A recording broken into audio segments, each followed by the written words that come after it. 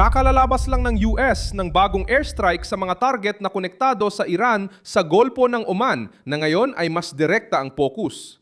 Dalawang walang lamang oil tanker ng Iran, ang MT Sea-Star 3 at MT Sevda, ay pinawalang kakayahan bago pa makapasok sa isang pantalan ng Iran. Ngayong Biyernes, Mayo 8, 2026 iniulat ng Central Command ng Amerika na may mga barkong nagtangkang labagin ang blockade sa mga sasakyang pandagat papasok o palabas ng Iran. Ang operasyon ay isinagawa ng isang FA-Labing 8 Super Hornet ng hukbong dagat ng Estados Unidos na inilunsad mula sa aircraft carrier na USS George A.W. Bush na tumama sa mga tambutso ng mga oil tanker gamit ang precision munitions upang hadlangan ang pagdating ng mga ito sa destinasyon. Ikukuwento ko lahat ng yan, pero siguradong gusto mong mag-subscribe para laging updated sa real-time na impormasyon at dekalidad na pamamahayag. Sa kredibilidad, Milson Alves, ang punto ay hindi hinintay ng Washington ang pagdaon ng mga barko sa pantalan. Ang utos ay pigilan ng manyobra bago matapos ang paglabag. Sabi ng CENTCOM, walang karga ang dalawang oil tanker pero itinuring pa ring mga barkong hindi sumusunod sa patakaran sa gitna ng mas malaking operasyong militar. Ang layunin ay hindi palubugin ang mga barko, kundi gawing inutil ang kanilang kakayahan. Matindi ang mensahe.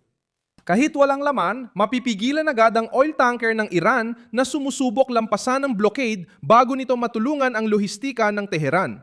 Nangyayari ang operasyon sa panahon ng matinding tensyon, kasunod ng pag-atake ng mga puwersa ng Iran gamit ang mga missile, drone at maliliit na bangka laban sa 3 Amerikanong destroyer na tumatawid sa internasyonal na daanan patungo sa Golpo ng Oman. Ang mga barkong sangkot ay ang USS Truxtun, USS Rafael Peralta at USS Mason.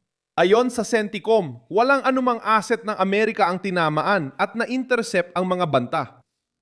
Sumagot ang Estados Unidos sa pamamagitan ng mga pag-ataking bilang depensa sa sarili sa mga pasilidad militar ng Iran, kasama ang mga lugar na pinadlulunsaran ng mga misil at drone, mga sentro ng command at mga estrukturang panmanman. Ipinapakita ng pag-atake sa mga oil tanker na Sea-Star 3 at Sevda na nagpasya ang White House na gawing totoong hakbang ang blockade at hindi lang isang diplomatikong babala.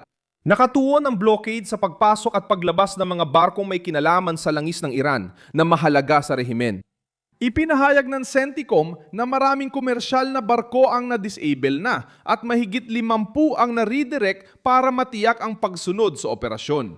Sa mga balita sa internasyonal, kumakalat din na mahigit 70 oil tanker ang pinipigilang makapasok o makalabas sa mga pantalan ng Iran, na may kapasidad na magdala ng mahigit 100 at 66 milyong bariles ng langis, na tinatayang nagkakahalaga ng mahigit 13 bilyong dolyar.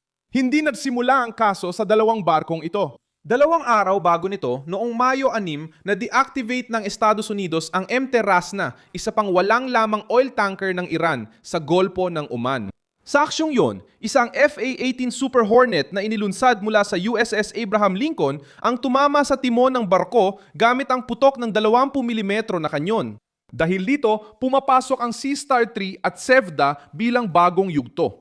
Una, pinigilan ng Washington ang oil tanker na magpatuloy. Ngayon, tinamaan nila ang dalawa ng sabay gamit ang precision munitions sa mga tambutso. Ang paliwanag ng Amerika ay simple. Sinubukan ng Iran na lampasan ang blockade habang patuloy pa rin nagpapakita ng agresibong kilos laban sa mga barko ng Estados Unidos at mga regional na kaalyado.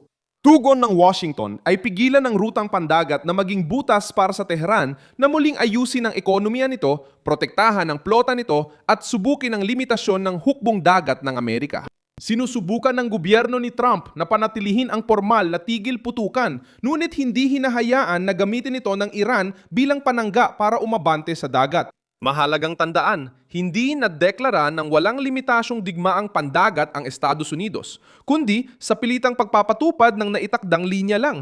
Ayon kay Marco Rubio, naghihintay pa rin ang Washington sa tugon ng Iran sa bagong panukala para sa negosasyon, habang sabay na isinasagawa ang diplomasya at presyur militar.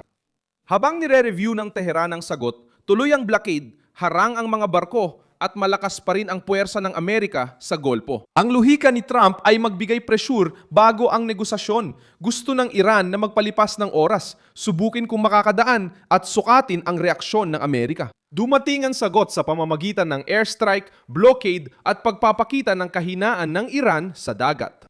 Apektado rin ang United Arab Emirates na muling nag-activate ng air defenses laban sa pag-atake ng Iran gamit ang mga misil at drones ayon sa Reuters. Pinalalawak nito ang problema lampas sa mga tanker ng langis at hindi lang Washington ang pinepressure ng Iran. Pinipressure rin nito ang mga bansa sa Gulpo na umaasa sa katatagan ng dagat, enerhiya, kalakalan at insurance. Ang aksyon laban sa Sea Star 3 at Sevda ay may agaran epekto sa ekonomiya. Kahit walang karga, bahagi pa rin ng sistemang logistika ng langis ng Iran ang mga oil tanker. Ang isang walang lamang barko na bumabalik sa daungan ay maaaring lagyan ulit ng karga, ipamahagi at ilagay sa isang lihim o kalahating lihim na network ng eksportasyon. Sa pagpigil sa pagpasok, tinatarget ng Estados Unidos ang muling pagpupuno sa armada bago pa ito makabalik sa siklo ng transportasyon. Isa itong paraan ng paghigpit sa rehimen para, sem depender apenas de sanções no papel, ang hukbong himpapawid ng hukbong dagat ang direktang braso ng blockade, habang ang CENTCOM ang nagkokontrol sa trapikong konektado sa ekonomikong pagsisikap ng Tehran. Ang makasaysayang pangyayaring tumulong maintindihan ang desisyong ito ay nagmumula sa krisis ng mga misil sa Cuba noong Oktubre 1962. Noong panahong yun, nagpatupad ang Estados Unidos ng kwarentenang pandagat para hadlangan ang Unyong Sobyet na magdala ng bagong kagamitang militar sa Cuba.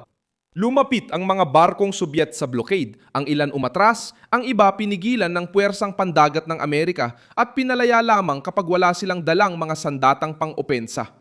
Ang aral, kapag nalaman ng Washington na may rutang pandagat na nagpapalakas sa banta, nagiging kasangkapan ng presyon ang hukbong dagat bago lumala ang krisis. Sa kasalukuyang kaso, ang pagkakaiba ay hindi mga nuclear missile sa Cuba ang karga, kundi ang estrukturang pang-ekonomiya at pandagat na sumusuporta sa Iran. Gayunpaman, magkapareho ang prinsipyo, magtakda ng linya, bantayan ang dagat, at pilitin ang kalaban na pumili kung aatras o tatanggapin ang gastos ng paglabag. Gumamit din ng ibang bansa ng pagkontrol sa barko bilang paraan ng presyon laban sa mapanlabang rehimen. Noong 2011, sinamsam ng mga British Royal Marines ang oil tanker ng Iran na Grace 1 sa Gibraltar. Dahil sa hinalang nagdadala ito ng langis papuntang Syria na labagsa. Nainis ang Tehran sa hakbang na yon. Pero ipinakita nito na ang barko, karga at ruta ay maaring gawing target ng politika kapag seryosong ipinatutupad ng isang bansa ang mga parusa. Ang Unyong Europeo at G7 ay nagpatupad ng mga mekanismo sa langis ng Russia na dinadala sa dagat para bawasan ang kita ng Moscow at panatilihin ang presyur sa ekonomiya nang hindi isinara ang pandaigdigang merkado ng enerhiya. Ngayon, ang susunod na hakbang ay depende sa dalawang larangan. Sa militar, kailangang panatilihin ng CENTCOM ang blockade at huwag hayaang gawing karaniwan ng mga tanker ng langis ng Iran ang mga eksepsyon. Sa larangan ng diplomasya, hinihintay ni Rubio ang sagot ng Tehran para malaman kung magkakaroon ng seryosong negosasyon o panibagong round ng sagupaan. Ngunit, nabago na ng presyur ng Amerika ang kalkulasyon. Sinubukan ng Iran ilipat ang mga barko, 2 oil tanker ang pinatigil at patuloy pa rin nilang dinadala ang bigat ng isang armadang Amerikano na handang kumilos. Ako si Milson Alves, isang internasyonalista na layuning laging magbigay ng tamang impormasyon. Nasa description ng video ang mga link ng mga balita. I-like ang video, mag-subscribe sa channel at tingnan ang komento para maging aktibo sa komunidad ni Milson Alves.